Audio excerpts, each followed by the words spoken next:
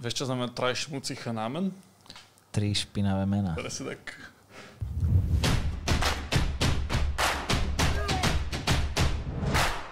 Vítajte pri ďalšom backstageovom podcaste k konkrétne už 6., ak to správne rátam, k 6. epizóde. Ako ten čas letí. Dnes sa budeme baviť o rituáloch. O mágii. Sám by som to lepšie nepovedal. Bolívia je krajina, ktorá je podľa mňa, že nepoviem, že preslávená tým, ale jedna ako z mála krajín funguje stále na mnohobožstvách. Čo treba podľa mňa pred tými rituálmi trošku vysvetliť. Aj keď sa tam boli teraz s tou našou sprievodkyňou a nám ukazovala, že majú normálny kresťanský kostol, pri vyzobrazení, teda akože Ježiša, majú hneď vedľa Pačamamu. Pačamama, ak som to teraz správne pochopil, samozrejme oprav, ak sa mýlim, je ich najvyššie božstvo. Myslím si, že áno. A je to v podstate v preklade Matka Zem, to tak nazvime. Áno, presne tak. No a majú teraz samozrejme rôznych bohov, ako ste teda mohli vidieť, od toho Ekeka po rôznych ďalších. Toto teba od prvého momentu veľmi fascinovalo, že ako je to možné, že oni tu majú kostoly a veria v Boha ako Ježiša Krista, ale zároveň aj v iných bohov. Jak je to možné? No pretože vieš, Peter... Sekundu, toto si zapamätajte, že Martina toto veľmi fascinovalo, pretože k Martinovi a jeho viere sa dnes ešte vrátime. Prvé prikázanie vieš, čo je. Ja som tvoj boh, nebudeš mať iných bohov krem mňa, ktorým by si sa kláňal. A k tomu oni majú ďalších tých 6 či 7, ktorých mali. Toto mi nešlo úplne do hlavy, že ako to môže spoločne v takejto symbióze ako huba opäť fungovať. Pripomínam, zapamätajte si, vrátime sa k tomu, je to veľmi dôležitá informácia. Ty si presne furt robíš srandu zo mňa. Nie, ak si toto vy nezapamätáte, tak nepochopíte to, čo sa dialo takmer na záver tejto epizódy, čo vlastne nie je natočené. Ale tým, že je to backstage, tak vám to vysvetlíme, pretože táto epizóda mala určité špecifika, ktoré budú možno mierne prekvapivé a no, uvidíte, ale pekne po poriadku. Čiže v podstate my sme sa dozvedeli, že v tej Bolívii stále fungujú na základe istých rôznych rituálov, by som to nazval, ktoré oni teda robia pred rôznymi či už nejakými eventami alebo nejakou životnou časťou, hej, že či už ja neviem, udalosťou, nie časťou, prepáč. To, že najtypickejší, ale taký ten tradičnejší rituál obsahuje rôzne zvláštne artefakty, až sme sa dostali k tomu, že obsahuje zárodok lamy. Áno, je to, čo je absolútne najdôležitejšie počas rituálu, ktorý sa volá mesa, spáliť na takomto rituálnom stolčeku zárodok lamy. Keď sa prechádzate La Pazom, tak na každom kroku na vás vybiehajú takéto obchodíky so zárodkami lamy a najviac ich je... Taký witch market. Witch market, presne tak. Najviac ich je na witch markete, čiže na trhu čarodejníc, čo je dlhá ulica v centre La Pazu, kde majú okrem týchto zárodkov lamy aj hrozne veľa artefaktov a strašne veľa nejakých... Coca leaves a nejaké... Toto pozerajú aj ľudia z medzilaboreckého okresu, čiže Coca leaves kokové listy. A je tam hrozne veľa nejakých, ak sa to volá, potion, lektvar. Strašne veľa takých... Ja neviem na to slovo prísť. Nie nápojov, čo to je... Šťavička, to nie je šťavička. Jak sa to povie? Potion je nie nápoj. Ty kokos. Potion. Lásky. Jak sa to povie? Lektvar. Počkaj. Slážo, jak je slovenský ekvivalent slovu potion? Elixír! Toto musí byť tak smooth strih teraz. Hladký strih. Toto nemôžu vedieť, že čo sa tu dialo za posledné 2 minúty. Dobre. Elixírov, strašne veľa elixírov, samozrejme. Toto je viac menej také turistické, pretože väčšina ľudí chodí do La Pazu, ale taký ten reálny trh všetkých týchto šialenností a bizarností je v El Alte. My sme začali tú epizódu v La Paze. Má to taký zvláštny vibe, keď sme išli do týchto obchodíkov a zrazu vedľa nás bola holandská rodinka alebo nejakí nemeckí dôchodcovia a tiež to pozerali s nami. Ale keď sme prišli do El Alta, jednak ten trh je obrovský, je o mnoho väčší. Nie je to jedna ulička, je to... Skoro celé El Alto. No, zase celé úplne nie, ale dosť markantná, signifikantná časť El Alta. No teraz medzilaborce tiež nerozumejú, nevadí. Dosť významná časť El Alta je dedikovaná a venovaná práve týmto rituálom a všetkému, čo k týmto rituálom patrí. A keďže sme mali epizódu o rituáloch, tak sme si povedali, že teda chceme nejaký rituál vyskúšať. A začalo to takým tým úplne najklasickejším, že z kokových listov nám veštili a to bola taká celkom nuda. Sme tu akurát na super výhľade hore na El Alte a v týchto budkách za mnou si bol Peter vyveštiť z Kokalivs. A boli sme sa opýtať, či bude mať šťastie pri tomto dokumente. Pevne verím, že áno, lebo vôbec netuším, o čom bola reč, keďže to bolo po španielsky. Tak sme teda poprosili našu sprievodkyňu a kamarátku, ktorá nám mnoho vecí vybavovala, či náhodou nepozná nejakého teda šamana. Nejakého proste dobrého šamana. Takého, že fakt dobrého šamana, ktorý nám nespravila nejakú turistickú blbosť, ale že fakt dobrého šamana. No a ona poznala jedného, volal sa Sergio. A o Sergiovi nie je žiadna zmienka v našom videu, ale je to veľmi, veľmi dôležitá persona, pretože s ním sa diali zaujímavé veci s týmto človekom. Jednak Sergio za to nechcel peniaze. Povedal, že musí sa s nami najskôr stretnúť, aby videl naše zámery, pretože on by nepovedal hneď, že áno, ideme robiť rituál. Chcel sa s nami najskôr stretnúť. A so Sergiom nebolo také jednoduché sa stretnúť, pretože bol mimoriadne zanepráznený. On každý deň chodil po celej Bolívii na nejaké rôzne rituály, ako ten hlavný šaman. Mal veľmi veľa klientov, ktorí chodili priamo k nemu v La Paze na rôzne rituály a veštenia a požehnania a všetko možné. Tým, že my sme mali len limitovaný čas v Bolívii, tak nás to začalo tak mierne srať, že Sergio sa nevedel vyjadriť, lebo ak by sme nemali Sergia, tak by sme automaticky náš čas a energiu vynaložili na to, aby sme našli niekoho podobného ako Sergia. Tak sme len čakali a čakali, kým Sergio sa teda vyjadrí. No a Sergio po dlhej dobe, myslím, že to bolo deň predtým, ako sme išli už do, to nemôžeme povedať, do nasledujúcej epizódy, sa vyjadril, že teda môže sa s nami stretnúť u ňoho na byte. Martin, ty si k Sergiovi nešiel. Prečo si nešiel k Sergiovi? Ja som išiel k Sergiovi kvôli veľmi jednoduchému dôvodu a to je, že môj žalúdok stále nespracoval to, že sme v Latinskej Amerike. Takže mal som food poisoning, chodil som na záchod, že fakt 20 krát za deň, furt som doplňal tekutiny, bolo mi, že absolútne na hovno a ja som si v ten deň, to bol nedobrovoľný day off, ktorý som musel vyslovene, že zalohoval som zábery a takto. Fyzicky by som to nezvládol ísť tam. O chvíľku budete počuť, tak možno ani psychicky by si to nezvládol, pretože k Sergiovi som išiel teda len ja a naša prekladateľka Alba, ktorá bola jeho kamarátka. No nenazval by som možno, že kamarátka, taká známa, pretože to nebolo také, že čau Sergio, jak sa máš? Mala obrovský rešpekt pred týmto človekom a ja som mal ešte väčší rešpekt.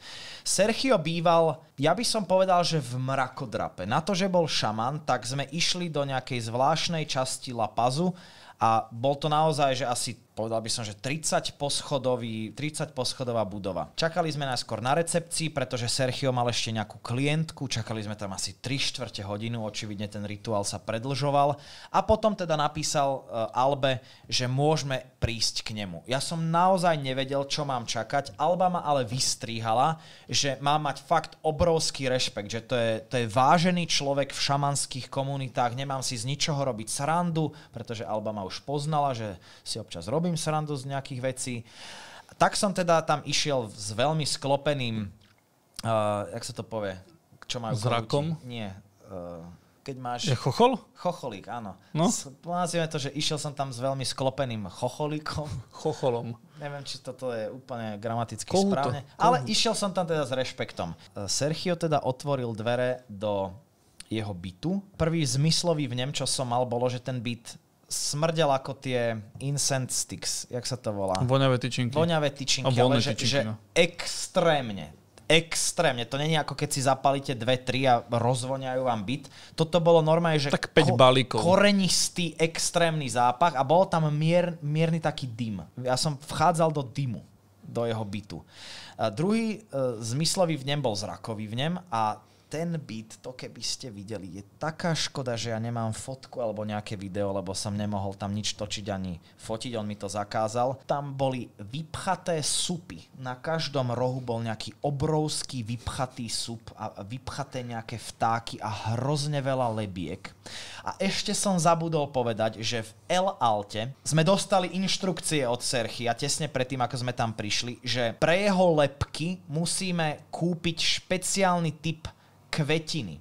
Čiže my sme kupovali, ty si tam bol, keď sme kupovali tie kvetiny? Ty si tam nebol. To bol v ten deň všetko, to bolo som tam nebol. Všetko v ten deň, čiže my sme ešte predtým museli ísť do El Alta z Albo a ja som musel kúpiť kyticu bielých nejakých kvetín pre jeho lebky. Čiže on tam mal strašne veľa lebiek, sviečok, artefaktov, zlata, všetko sa trblietalo, všetko tam smrdelo.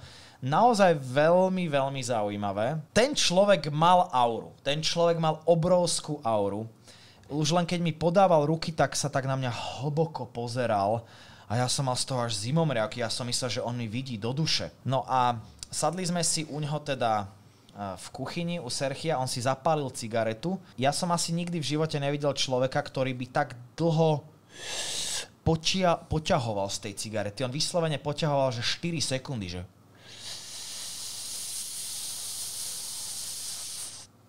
A celé to šlukol a takto fajčil tie cigarety a celý čas to robil hrozne pomaly, bol strašne pomalý a celý čas sa pozeral takmer výhradne na mňa. On tam mal známu Albu, ktorá sedela vedľa mňa a on takto pozeral na mňa.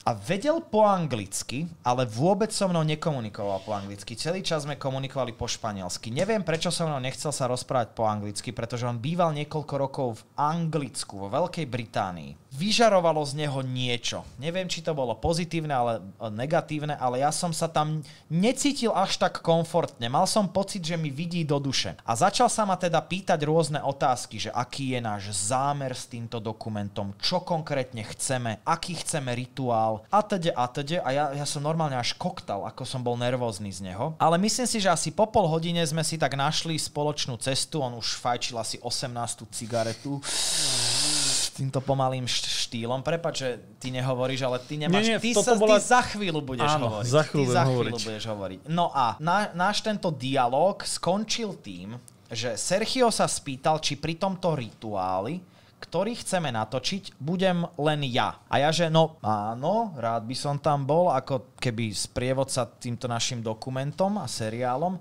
ale samozrejme tam musí byť aj kameraman. A on, že aha, že aj kameraman. A začal sa pýtať teda nejaké otázky, že kde mám kameramana. A ja, že no, má bohužiaľ otravu jedlom, je na hoteli. Spýtal sa, že kedy som sa ja narodil, kde som sa narodil, o koľkej som sa narodil a to isté o Martinovi. Tak ja som mu tam napísal môj dátum narodenia, napísal som mu, ja som aj vedel, že kedy, o koľkej som sa narodil a napísal som mu aj, že kde som sa narodil. Bratislava, Slovensko. Volal som Martinovi, že o koľkej sa narodil, či teda tiež... Mne to bolo hrozne divné, že mi volá s takouto informáciou, že počujem Martin, potrebujem vedieť presný dátum, miesto a čas, kedy si sa narodil. A toto som mu teda napísal a on mi nedal explicitnú odpoveď, že OK, môžeme alebo nemôžeme to točiť. On povedal, že na základe týchto informácií sa musí spýtať jeho božstiev, či mu dovolia s nami natáčať. A že nám dá do týždňa vedieť. Už týždeň bola taká dosť hraničná doba, lebo my sme nemali až tak veľa času v tej Bolívii. Tak som teda odišiel. Toto bolo celé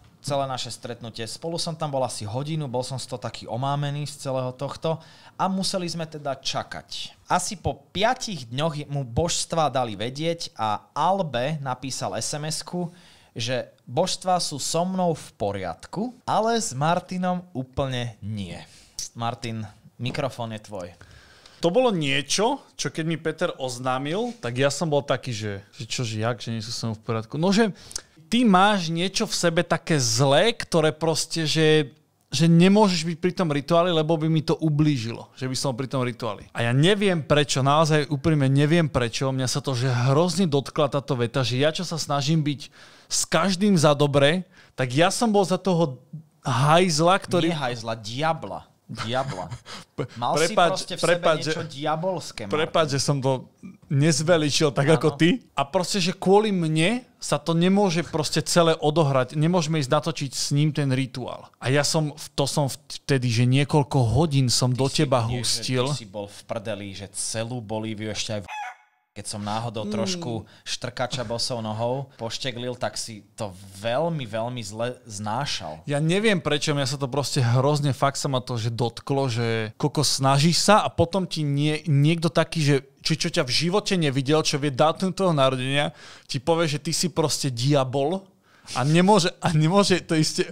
No, a vidíš, že aj teraz to so mnou proste robíš, nejsom s tým úplne OK. No? Nejsom s tým OK.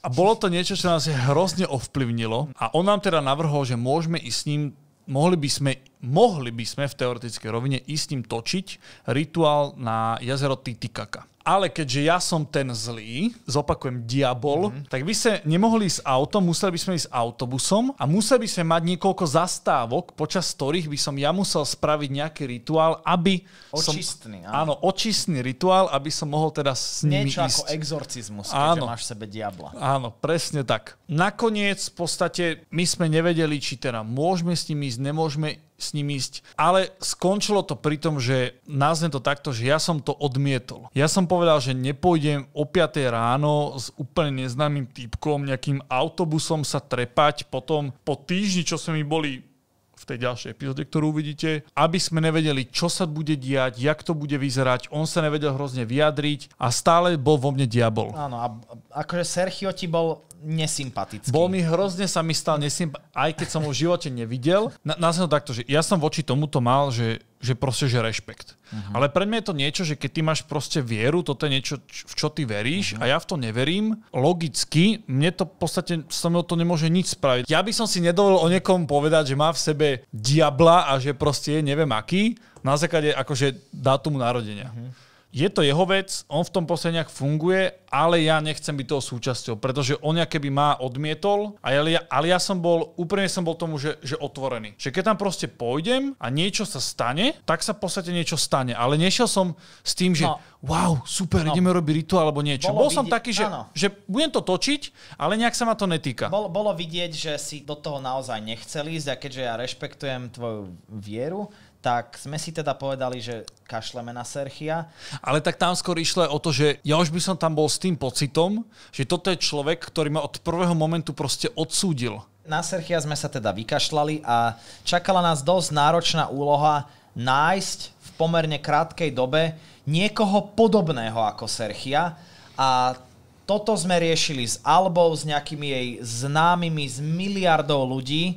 A našťastie sme našli Dona Eusebia v El Alte, ktorý teda súhlasil, že s nami spraví tú mesu, ten posvätný rituál. A teda sme sa s ním dohodli v jeden deň, že čo všetko potrebujeme kúpiť, čo všetko potrebujeme dojsť. On povedal, že teda nemá problém nám aj povedať nejaké veci na kameru, že len proste musíme rešpektovať tiež nejaké tie jeho zvyklosti. Nejaké pravidlá, rituálu, že sa nemôžeme napríklad pozerať na tú horiacu lamu a musíme presne spraviť to, čo on nám povie. Takže našťastie sme našli tohto úžasného Dona Eusebia, ktorý to s nami spravil, ten rituál. Jediná vec, čo ma trošku mrzí, že nám nepovedal viac, lebo to sme si mysleli, že bude celkom zaujímavá vsúvka, ktorú sme tam chceli mať dlhšie v tejto epizóde, boli Elephant Cemeteries. Ako sa to zase povie? Syndrom mäkkého žbírku. Slonie pohrebiska v preklade, ale v podstate cintorín by som to nazval taký. Slonie cintoríny, ktoré ale teda nesúvisia s cintorínmi, ako už viete po zhliadnutí epizóde,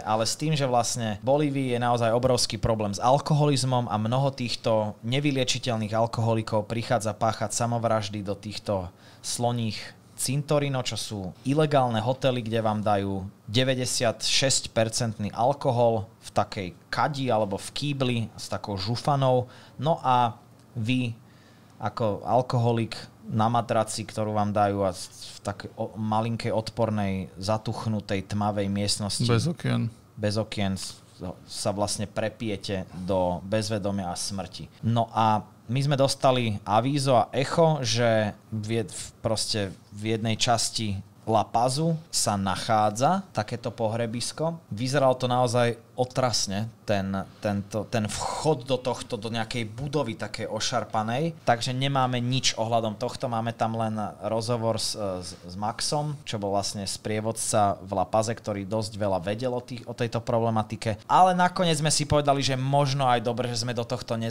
nezavrtali viac, pretože toto je naozaj veľmi, veľmi kontroverzná téma a viacero ľudí nám povedalo, že ak by sme trošku šťuchali do tohto, tak by sa to nemuselo úplne šťastne pre nás skončiť. A mimochodom, určite odporúčam film Cementerio de Elefantes, je to aj na YouTube. Bohužiaľ nie sú tam anglické titulky, čiže len pre španielsky hovoriacich ľudí, ale je to hrozivý film, ktorý ukazuje realitu týchto sloních pohrebísk v Bolívii. Teraz, jak o tom hovorím, mám stále zimomriavky. Je to hrozivý film. Takže odporúčam, ak by ste chceli o tomto vidieť viac a vedieť viac. Je tu potom ešte v Bolívii taká jedna zvláštnosť, ktorú by som veľmi skrátke sa snažil popísať. Tam, keďže oni fungujú na stále týchto rituáloch, tak kebyže, dajme tomu ja, som otec rodiny a idem pre tú rodinu stavať, dajme tomu rodinný dom, tak aby ten dom mi dobre teraz slúžil, aby nespadol, aby fungoval, tak musím spraviť tiež tento rituál s tou lamou klasickou, hej. Aby ste vedeli ten klasický rituál. Máte tam vlastne zárodok lamy. Lama je v Bolívii posvätná, ale tento zárodok lamy, ak som to teda správne pochopil, ako to funguje, tak lama, keď je vlastne tehotná, tak ona má keby z biológie má dva vlastne rohy. V pravom rohu vie vlastne porodiť živú lamu, v ľavom je vždycky tá lama mŕtva. Neviem, prečo tak funguje, A oni zoberú práve túto lamu, ktorá už je samozrejme, že mŕtva a tu používajú do tohto rituálu. Oni k tomuto dajú tie kokové listy, dajú tam proste peniaze, dajú tam nejaké možno sošky, nejaké špeciálne proste odznaky, bla. Polejú to tým 96% benzínom, pomodlia sa a zapália. 96% alkoholom, pomodlia sa a zapália. To je princíp tohto rituálu. A tento rituál by ste museli spraviť aj vy, kebyže si tam staviate ten dom, aby vám teda fungoval. No ale keď sa tam niekedy stáva niečo väčšie, dajme to už nejaký trojhviezdičkový hotel, popríklad možno nejaká škola, musia spraviť ten rituál trošku väčší, pretože je to obeta pre Pačamamu a Pačamama chce obetu krvi. To znamená, že tam musia zobrať veľkú dospelú lamu, ktorú musia tiež, neviem, či to zažíva, obetovať. Áno. Pravdepodobne áno. Ak by sa tu stávalo niečo väčšie, dajme tomu PFDčkový hotel, poprípade viem, že keď sa parlament staval, tak vtedy sa to muselo spraviť. A to je obeta človeka. A táto obeta človeka funguje trošku takým zvláštnym spôsobom, pretože asi behať po ulici a nájsť niekoho, že čauko, servus, nechce sa obetovať pre našu budovu, je asi trošku zvláštne a nemyslím si, že by sa to podarilo. A práve to, že v tej Bolívii je veľká chudoba a alkoholizmus, tak oni práve chodia, títo developeri, do týchto Elephant Cemetery a pýtajú sa tých ľudí, že čau, Fero, vidíme, že teda chceš už ísť na onen svet, poď sa obetovať pre našu budovu, aby proste stála, aby ľuďom slúžila a my dáme tvojim kamarátom alebo rodine alebo komukoľvek nejaké peniažky. No on keď s tým súhlasí, tak oni vlastne, neviem či ďalší deň alebo týždeň proste idú na to miesto, kde sa bude táto budova stavať a oni s ním zabávajú, tancujú, hodujú, dajú mu teda najesť, napiť, nalievajú doňho ten 96% alkohol. Niekedy viem, že mu zaplatia aj prostitútku. A teda on už keď je v tom delíriu, po tom 96% alkohole, tak teba telo, aby sa keby zachránilo alebo niečo ťa proste vypne. A v takej, neviem či to bdelá koma, či to správne hovorím, v podstate, že je keby vypnutý, tak oni vlastne hodia do tej jamy a zasypú hlinou. A tým ten človek vlastne skončí, pretože sa vlastne udusí v tomto spánku, to nazvime. To je rituál, ktorý sa tam nedieje samozrejme na každodennej báze, ale bol nám teda povedané, že keď vidíte naozaj nejakú veľkú, dôležitú, vysokú budovu, tak na 100% podňuje človek. Je to naozaj to, čo sa tam deje. A nikto o tom nechcel rozprávať s nami. Nikto sa o tom nechcel rozprávať, preto je to tam tak len veľmi mierne spomenuté. Pár ľudí nám o tom akože povedalo nejaké 2-3 vetičky, ale vyslovene na kameru o tom nechcel nikto rozprávať, pretože je to tam hrozné tabu. Ale deje sa to. Nám ešte spomenuli, myslím, že tam má nejaký rituál v El Alte, kedy treba dieťa. To tiež bolo spomínané, áno. 1-2 deti ročne, že sa tam proste zrazu stratia. Kvôli týmto rituálom. Viac. Tam sa štatistiky neviem, nepamätám si to. Sa neustále strácajú ľudia, pretože priamo na ulici sú unášaní a je to hrozné. Je to hrozné. A to, keď niekto len tak zmizne, tak je na 99% pravdepodobné alebo isté, že bol obeťou rituálu. alebo súčasťou, tak by som to nazval. Bohužiaľ, je to niečo, čo sa tam proste deje. Ja si myslím, že týmto videom to my nejako nezmeníme, ani tu nie sme na to, aby sme nejako hodnotili túto kultúru. Je to vec, čo sa tam za tie stovky rokov proste vyvinula. Ja si nemyslím osobne, že je to správne, a myslím si, že možno by sme sa vedeli už niekam posunúť od týchto rituálov, ktoré tu boli ešte za čas, podľa mňa Inkov a Aztekov, ale je to niečo, čo proste... Je to ich súčasť a musíme to rešpektovať. Súčasť kultúry, presne tak. Čiže nie sme tu na to, aby sme to hodnotili, sme tu na to, aby sme to objektívne ukázali svetu. A pre náš západný mozog je to naozaj niečo zvláštne, bizarné, nezvyčajné. Myslím si, že niečo zvláštne, bizarné a nezvyčajné príde aj budúci týždeň. Pre mňa osobne asi, že najlepšia epizóda príde budúci týždeň. Od náročnosti po obsah, po všetko, čo sa tam vlastne udialo tým procesom. O čom sa budeme baviť na budúci týždeň a to, čo vyjde vlastne ako ďalšie video, je asi highlight celého dokumentu a celej série. Aj keď... Ja by som možno povedal, že je to, čo sa tam nejako kameramanovi podarilo natočiť, je podľa mňa highlight môjho života. V živote som nič takéto nenatočil. Je to dosť možno aj highlight môjho života, ale viac o týždeň. Ďakujem veľmi pekne za sledovanie, počúvanie a vidíme sa teda o týždeň. Čaute. Čaute.